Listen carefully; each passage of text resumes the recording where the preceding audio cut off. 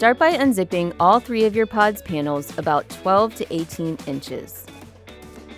Next, lay your pod on its back with the front facing up.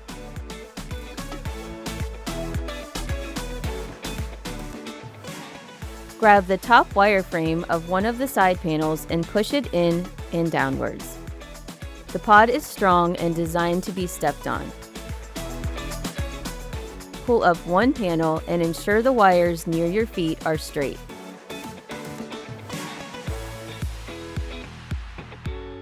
Now fold the other side panel down, tuck in the floor to make the pod completely flat.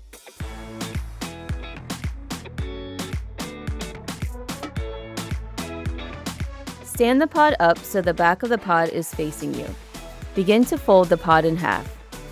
Once the pod is folded halfway, begin to curl your wrists firmly to roll the pod.